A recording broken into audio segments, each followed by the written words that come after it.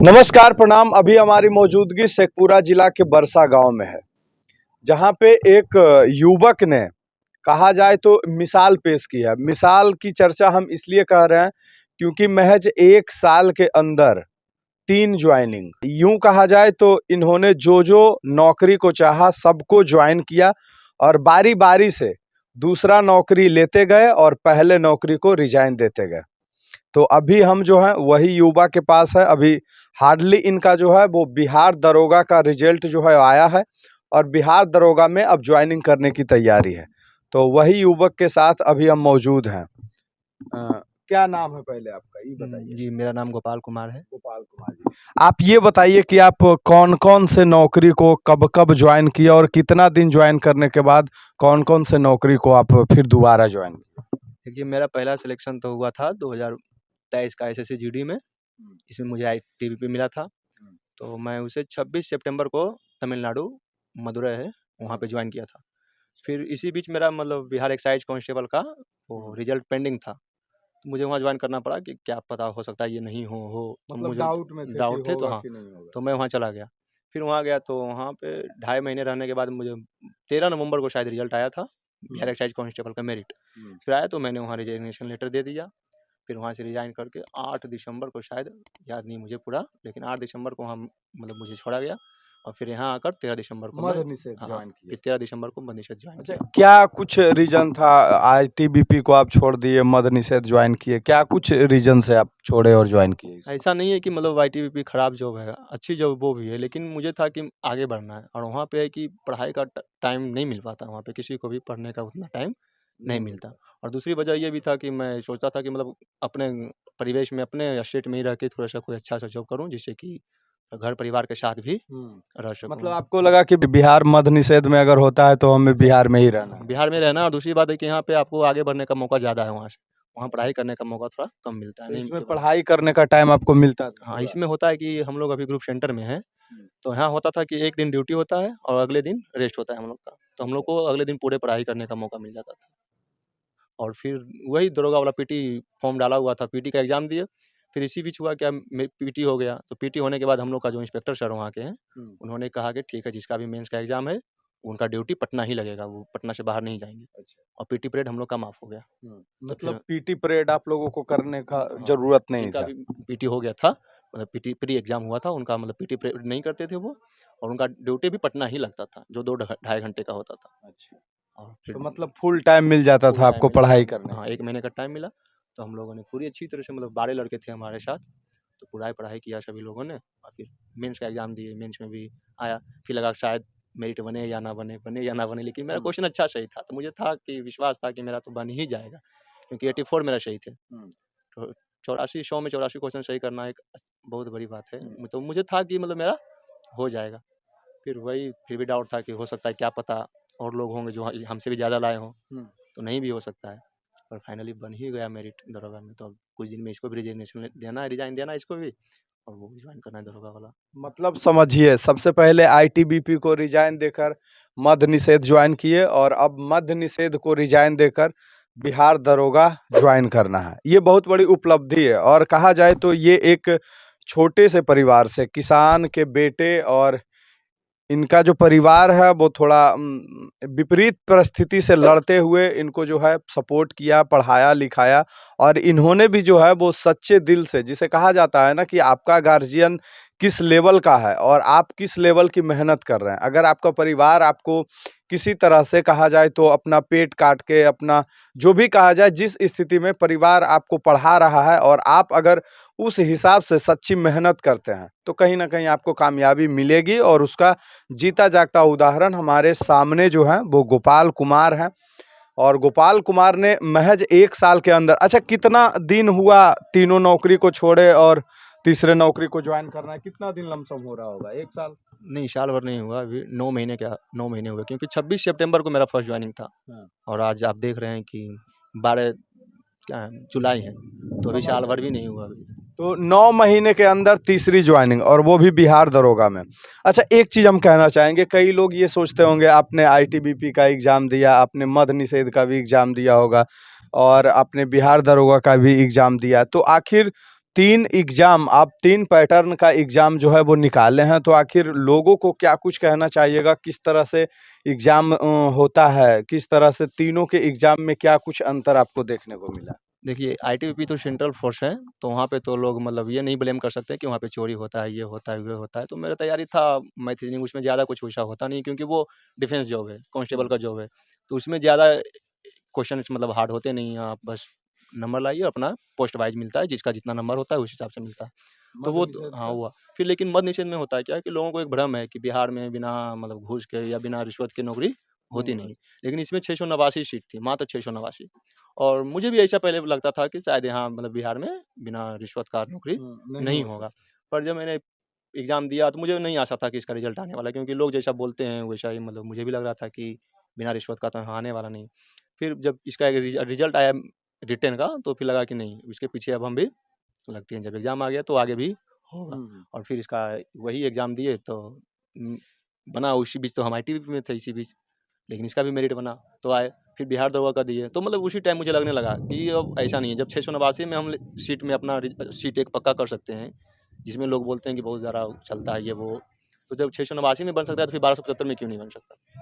और सारी नौकरी को आपने विदाउट कोई पैसा दिए हुए, विदाउट घूस का सब कुछ किए? आईटीबीपी में रिजाइन देने में वहाँ पे पैसा लगता है, तो वहाँ पे मैंने 1,04,200 रुपये जमा करना पड़ा हमें, हमारे रिजर्वेशन देने के लिए।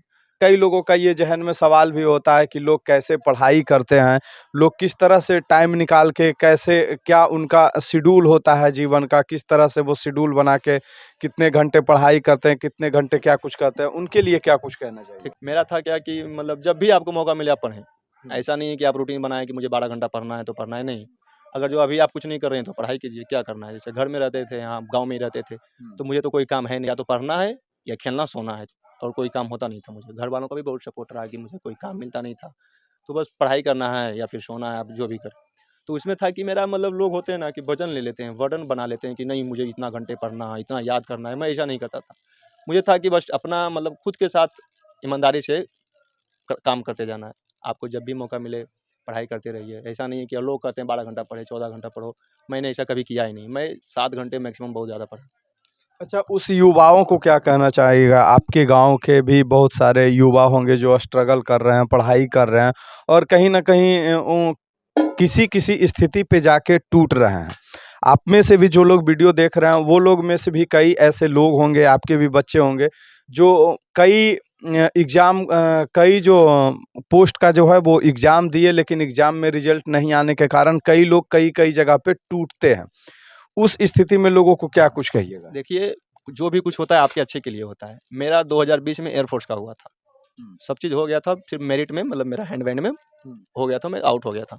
फिर 2021 का भी मेरा हुआ एयरफोर्स, उसमें भी मैं हैंड बैंड में ही मेरिट आउट हुआ, मतलब मेडिकल आउट हुआ, तो वहाँ भी हुआ। फिर 2022 का भी मेरा एसएससी जीडी हुआ था, लेकिन मैं बस मुझे लगा कि शायद अब मेरा डिफेंस में जाना नामुमकिन है, क्योंकि मेरा हाथ का बार-बार छट रहा था इसी में।